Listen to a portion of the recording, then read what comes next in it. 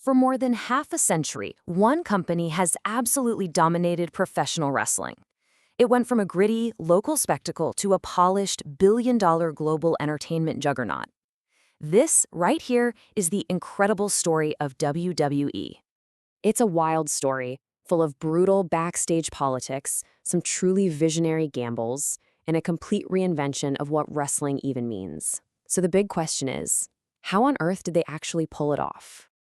To really understand the empire WWE became, we have to go way back to its foundations, a time when wrestling was basically a collection of fiercely protected local fiefdoms. So it all kicked off in 1952 as the Capital Wrestling Corporation. Now, they were a big deal within the National Wrestling Alliance, or NWA, which was this huge coalition of promotions that basically carved up the country. But in 1963, a major dispute over the world champion made them break away and form their own thing, the Worldwide Wrestling Federation, or WWWF. And let me tell you, that was a massive power play.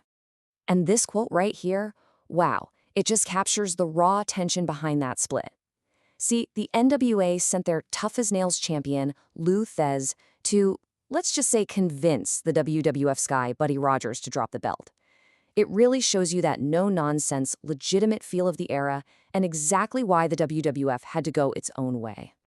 To really plant their flag, the new WWF needed a hero, and boy did they find one in Bruno Sammartino. His championship reign wasn't just long, it was record-shattering. For nearly a decade, he gave the promotion an anchor, a beloved icon who sold out arenas and built this incredibly loyal fan base all across the Northeast.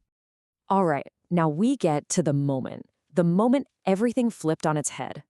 In the early 80s, the founder's son, a young Vince McMahon Jr., bought the company. And he had this completely radical idea. He was going to destroy the territory system and take wrestling national. And here's the absolute game changer, the core of his whole vision. See, McMahon didn't want to sell pro wrestling as a gritty sport to the old-school hardcore fans. No, he wanted to sell sports entertainment, this bigger, brighter, character-driven spectacle designed for a massive, mainstream television audience. And his strategy for getting there was just incredibly aggressive. It was a step-by-step plan for total dominance.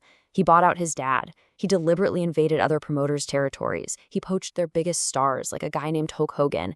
And then he leveraged national TV and this brand new pay-per-view concept called WrestleMania to reach everybody. So did all that risk pay off? Just look at this number. WrestleMania 3 drew over 93,000 people to watch Hulk Hogan versus Andre the Giant.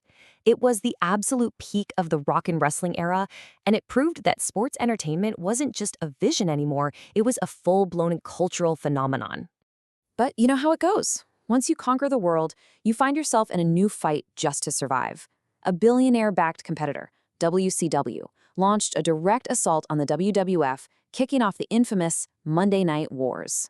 For 84 straight weeks, 84, WCW's show, Nitro, beat the WWF's Monday Night Raw in the TV ratings.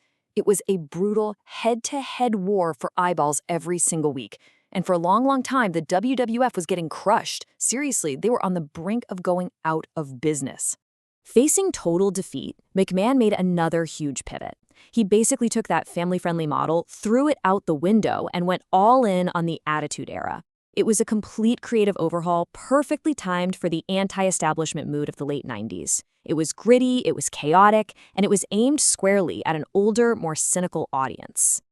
And the absolute heart of this era was the story of this beer-drinking, foul-mouthed rebel, Stone Cold Steve Austin, fighting his own evil corporate boss, a character based on Vince McMahon himself.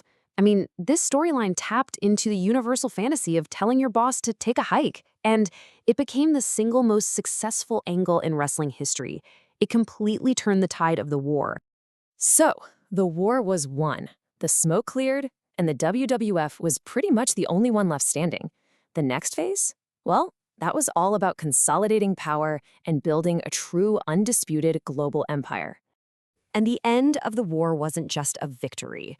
It was an acquisition. In March 2001, Vince McMahon didn't just defeat his competition, He bought it. He acquired WCW's entire video library, their trademarks, their key contracts, the whole shebang. The war was over. Now, here's a funny twist. After vanquishing their biggest corporate rival, the company got taken down in court. A long-running legal battle with the World Wildlife Fund over the WWF initials finally came to a head, and it forced a name change. World Wrestling Federation officially became World Wrestling Entertainment, or WWE, and their marketing slogan for the change, "Get the F out." The last 2 decades have really just been about constant evolution.